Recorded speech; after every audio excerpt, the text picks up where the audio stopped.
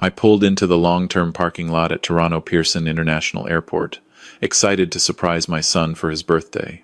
It was supposed to be a good day. I had flown in from Vancouver specifically for this. But as I walked through the rows of parked vehicles, something caught my eye. A silver Honda Civic with condensation on the windows. And inside, I saw movement. I walked closer.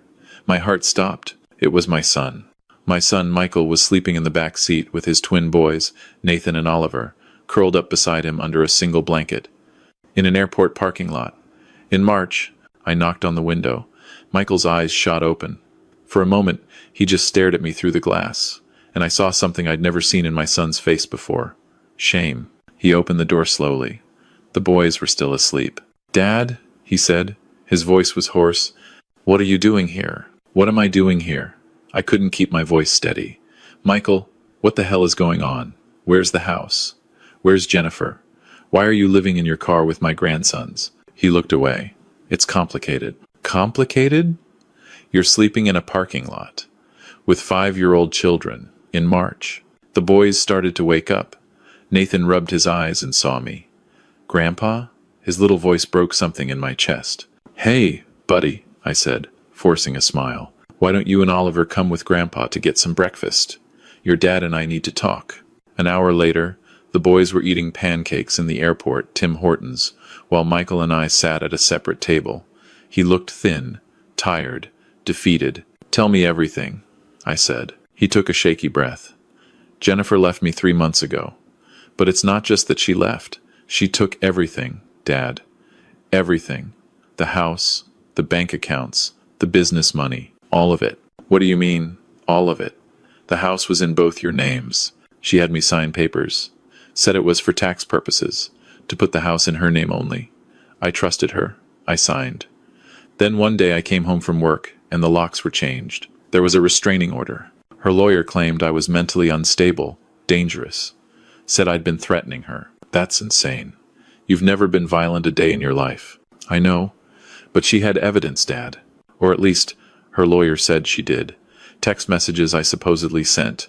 Emails. Witnesses who claimed they'd seen me acting erratic. Her parents backed up every word. They painted this picture of me as this unstable, controlling husband, and the judge believed them." "What about the money? The $150,000 I invested in your startup?" Michael's face crumbled. "Gone.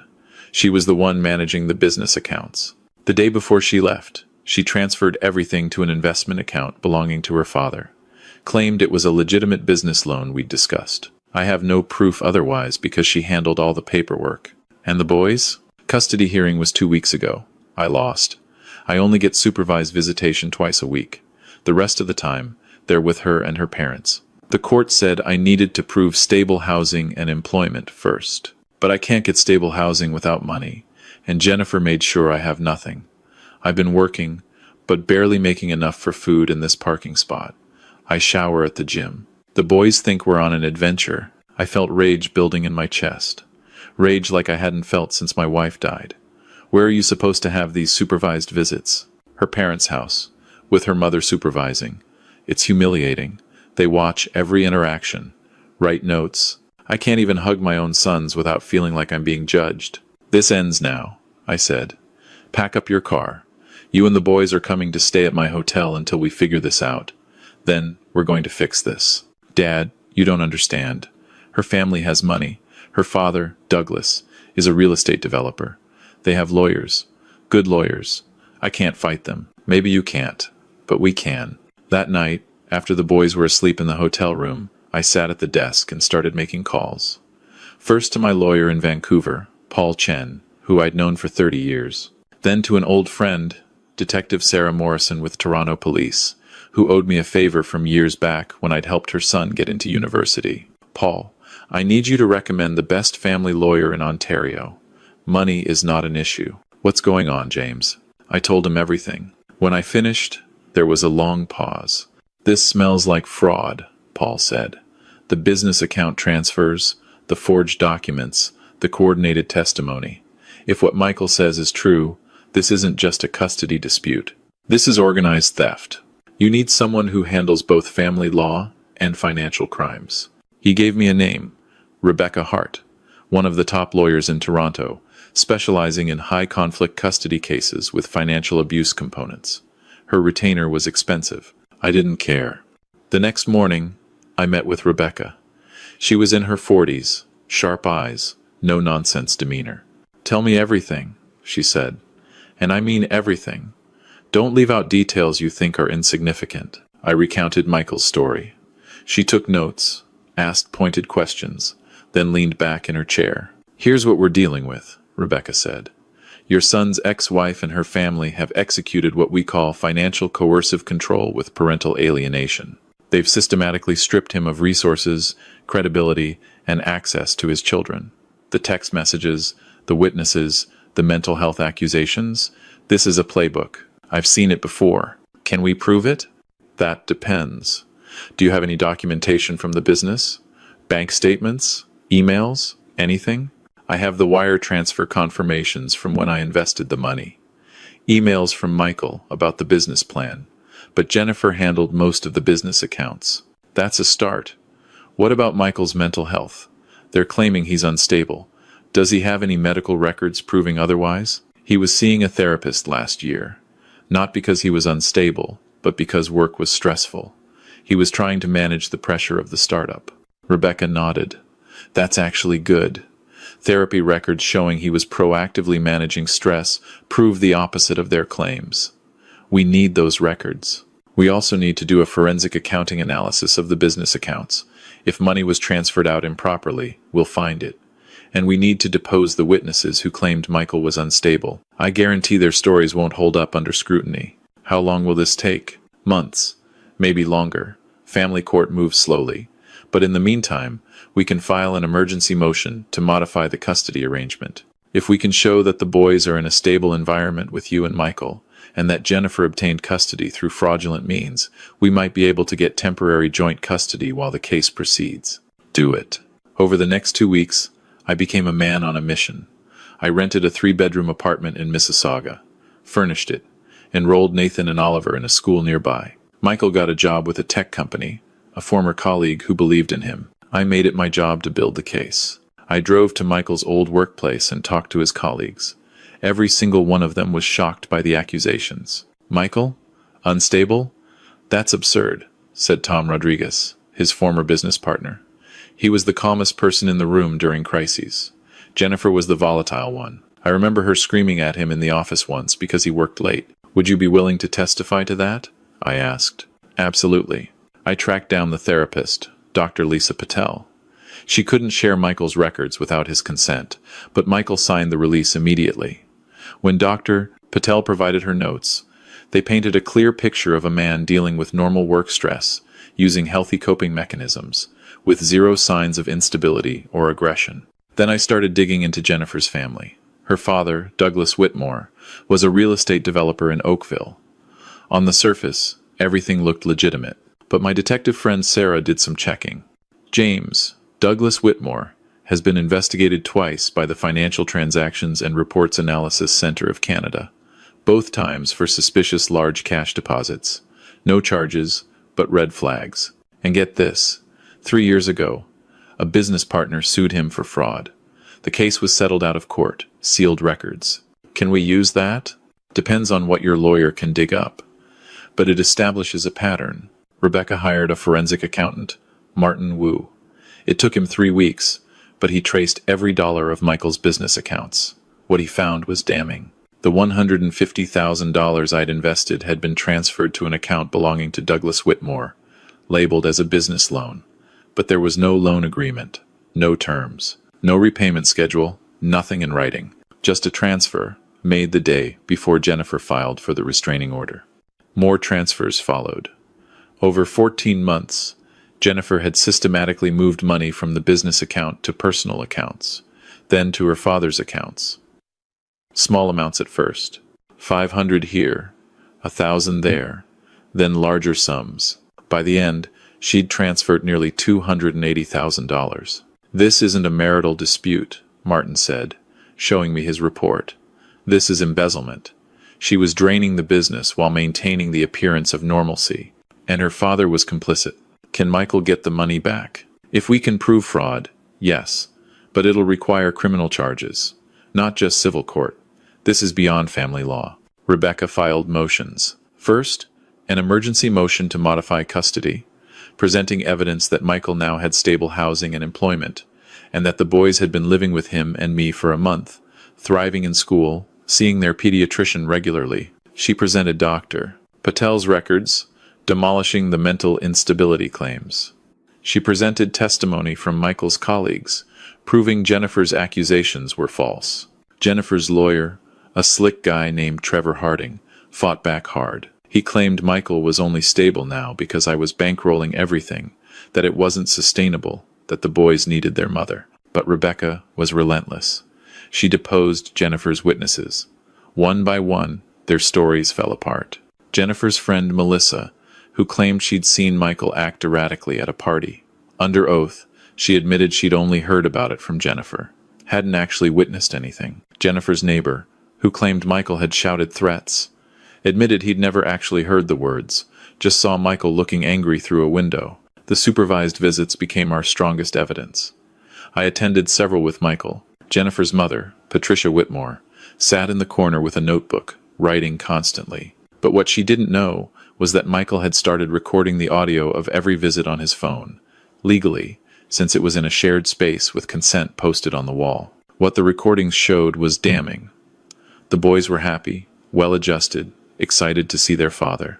They called him Dad unprompted, hugged him, told him about school. There was zero fear, zero hesitation. They were normal kids with their normal father. But Patricia's notes?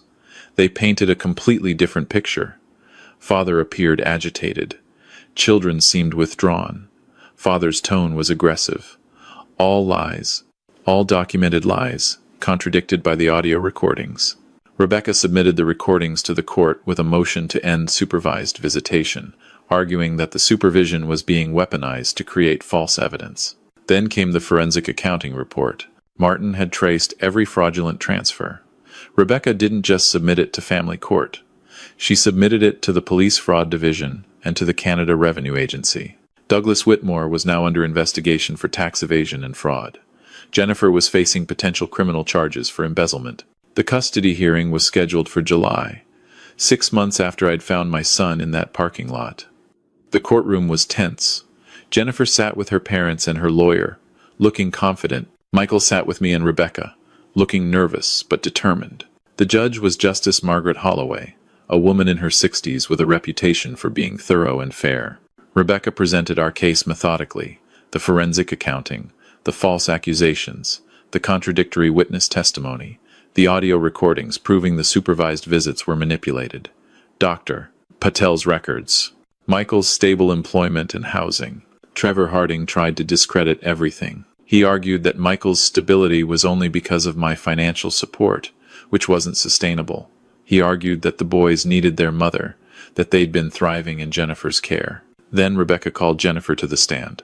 Mrs. Reeves, you testified that you transferred funds from the business account to your father's account as a business loan. Is that correct? Yes. Where's the loan agreement? It was a verbal agreement. A verbal agreement for $150,000? Yes. My father was helping us during a difficult time. Why was it difficult? According to bank records, the business was profitable. Revenue was strong. Jennifer hesitated. Michael was spending recklessly. On what? I don't know. He handled expenses. Rebecca pulled out bank statements. These records show that Michael's personal spending was consistent and modest. Rent, groceries, utilities, transportation. Meanwhile, your personal credit card statements show charges at high-end restaurants, boutiques, spa services, totaling over $30,000 in 6 months. Would you call that reckless spending? I deserve to enjoy the success of the business. Was it your business, or was it a joint venture with your husband funded by his father's investment? It was joint. Then why did you transfer the funds without his knowledge or consent? He knew. Rebecca pulled out phone records. Your phone records show no calls or texts to Michael on the day of the transfer. No discussion. The transfer happened at 9 a.m. Michael was at a client meeting across town. How did he know? Jennifer's face flushed. I don't remember the exact details. Convenient. Let's talk about the mental health accusations. You claimed Michael sent threatening text messages. Where are these messages? I deleted them. I was afraid. You were afraid, so you deleted the evidence? But you kept screenshots to show your lawyer? Yes. The screenshots you provided have been analyzed by a digital forensics expert. They show signs of manipulation. Timestamps don't align with phone records. Message threads are incomplete. In fact, the metadata shows these images were created on a computer, not captured from a phone. Would you like to explain that? Trevor Harding objected. The judge overruled. Jennifer stammered. I don't know. Maybe my phone was acting up, or maybe these messages were fabricated. The courtroom was silent. Rebecca continued. You also claimed Michael was mentally unstable.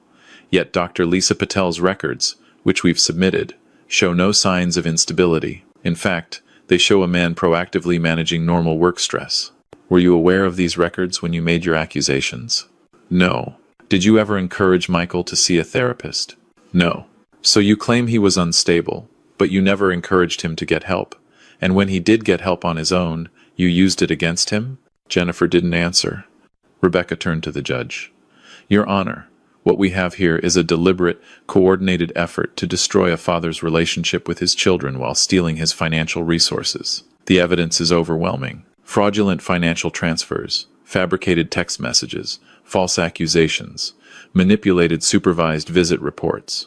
Jennifer Whitmore and her family have weaponized the family court system for financial gain. Trevor Harding stood. Your Honor, my client made mistakes, but her primary concern has always been the welfare of her children. Rebecca shot back. If her primary concern was the children, why did she allow them to believe their father abandoned them? Why did she restrict his contact? Why did she create an environment where those boys thought their dad didn't want them? The audio recordings show children who love their father, who are happy to see him. That's not the behavior of children who've been protected from an unstable parent. That's the behavior of children who've been lied to. Justice Holloway looked at Jennifer. Mrs. Whitmore, I've reviewed all the evidence. The forensic accounting, the digital analysis, the witness testimony, the audio recordings. I find it deeply troubling that you've made serious accusations against your ex-husband without credible evidence. I find it even more troubling that funds were transferred out of a jointly owned business without proper documentation or consent. She turned to Michael. Mr. Reeves, I've also reviewed Dr. Patel's records and your current living situation. You have stable employment, stable housing, and your sons are clearly thriving in your care. I see no evidence of the instability claimed by your ex-wife. She picked up her gavel. I'm ordering an immediate modification of custody. Joint legal custody will be shared equally between both parents. Physical custody will be split 50-50, with both parents having equal parenting time. Supervised visitation is terminated. Mr. Reeves will have unsupervised access to his children, effective immediately. Jennifer gasped. Her mother stood up. Your Honor, this is outrageous. Sit down, Mrs. Whitmore. I'm not finished. I'm also ordering that Jennifer Whitmore repay the sum of $280,000 to Michael Reeves, representing funds improperly transferred from the business account. If repayment is not made within 90 days, I will authorize seizure of assets. Furthermore, I'm referring this case to the Crown Attorney's Office for potential criminal prosecution. This court does not take kindly to fraud. She struck the gavel. We're adjourned. Michael's knees buckled. I caught him. He was crying. Not sad tears. Relief tears. Outside the courtroom, Nathan and Oliver ran to him. They'd been in a waiting room with a social worker. Michael dropped to his knees and hugged them both, holding them like he'd never let go. Daddy, are we going home? Nathan asked. Yeah, buddy, we're going home. 3 months later, Jennifer's father, Douglas, was charged with fraud and tax evasion. Jennifer herself faced charges of embezzlement. Her lawyer negotiated a plea deal where she'd repay the money and avoid jail time in exchange for a guilty plea on lesser charges. The money came back. Most of it, anyway. Legal fees had eaten a chunk, but Michael had enough to restart. He launched a new business, this time with ironclad contracts and a lawyer reviewing everything. Nathan and Oliver split time between both parents, but Michael had them more often than not. Jennifer had visibly checked out, more interested in salvaging her own life than being a mother. I stayed in Toronto, rented a condo near Michael's place. I see my grandsons 3 times a week. We go to the park. I help with homework. I'm teaching them to play chess. One evening, about a year after that day in the parking lot, Michael and I were sitting on my balcony while the boys played inside. He looked at me. "I never thanked you properly," he said. "You don't need to thank me." "Yes, I do. If you hadn't shown up that day, if you hadn't helped me fight, I'd still be living in my car. Or worse, I'd have lost my boys forever. You're my son. That's what fathers do." He was quiet for a moment. "I thought I'd lost everything. My wife, my home, my business, my kids. I thought I was the problem. That maybe I really was unstable, and everyone else could see it except me. You were never the problem. They wanted you to think that. That's how abusers work. They make you doubt yourself. I know that now. But for months, I believed it. The court believed it. Everyone believed it except you. I know my son. I've known you since the day you were born.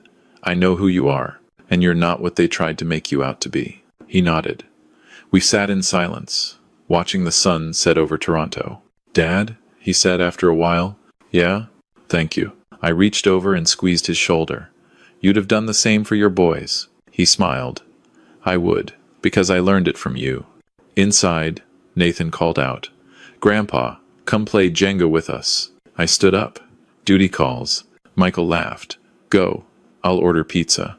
I walked inside to where my grandsons were building a precarious tower of wooden blocks.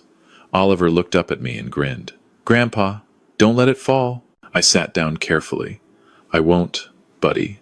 I won't let anything fall." And I meant it, not just the tower, not just this moment. I meant all of it, this family, these boys, my son. I'd protect them, no matter what, because that's what family does. We don't let each other fall.